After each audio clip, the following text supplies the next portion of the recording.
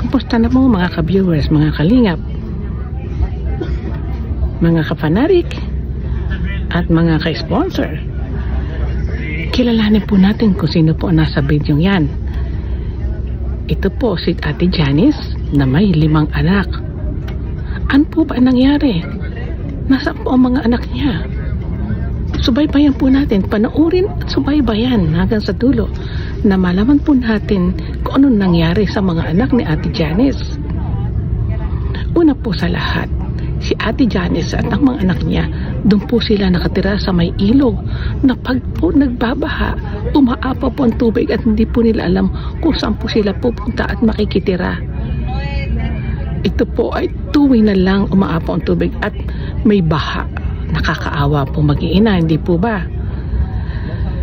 Nasabi ko pong 5 pong anak niya kasi kaanak lang po niya noong last month. Pero ano po nangyari? Umpisan po natin. Ito pong video ito ay nakuha ko po kay Catherine Official, Kalingap Kati, sister ko po. At siya po ang nag-vlog at saka si Rich Vlog ang nag-vlog. Dinala nila ng pagkain itong mag-iinang ito para makatikim man lang ng masarap-sarap na pagkain. At nung dumating sila doon, alam po ba ninyo kung anong kinakain ng mag-iina? Ahas. Walang kanin, pero ahas lang po ang kanilang kinakain dahil sa wala po silang pambili ng pagkain. Ito po pa nga pala, 5 anak po pala ni Ate Janice. Panganay babae, pangalawa lalaki, pangatlo lalaki, pang-4 lalaki, yung panghuli, hindi ko na alam yun. Pero mamaya,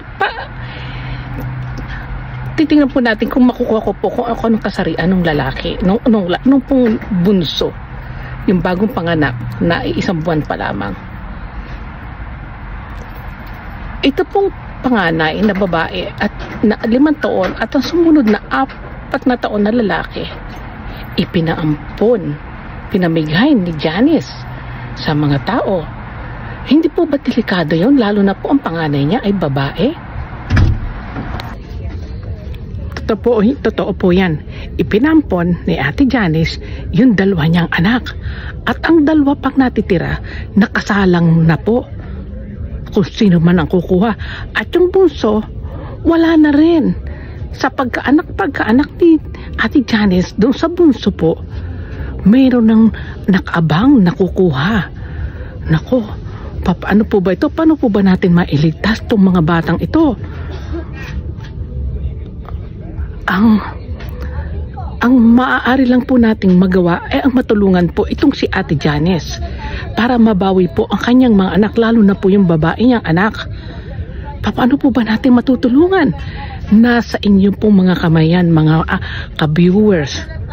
Ang pagtulong po ninyo kay Ate Janice ay napakalaking pasasalamat po talaga. Narin po si Catherine Official at si Rich Vlog ang nag-aasikaso po sa pagtulong po kay Ate Janice. Nasa inyo po yan mga ka-viewers. Tulungan po natin ang kaawa-awa po itong nilalang, kaawa-awa po mga bata na nagkahiwa-hiwalay dahil sa paghihirap. Ang isa pang nakakalangkot at nakakabagbag ng damdamin ang pagkakakulong ng asawa ni Ate Janice sa salang pagkakapatay, at ito po ay lifetime in prison.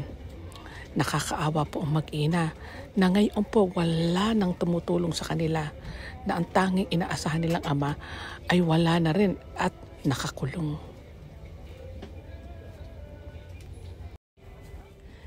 Narito po si Catherine Official at si Rich Vlog na handa pong tumulong para kay Ate Janice, at gagawin po nila ang kanilang magagawa. Basta makatulong lang po sila at mabigyan po ng pang-araw-araw na ayuda ang mag-iina. At nasa inyo pong kamay, mga ka-viewers, para po makuha ni Ate Janice ang kanyang mga anak. At handa po siyang maglabada, tumanggap ng labada para lamang po kumita ng pera at mabuhay po niya ang kanyang mga anak.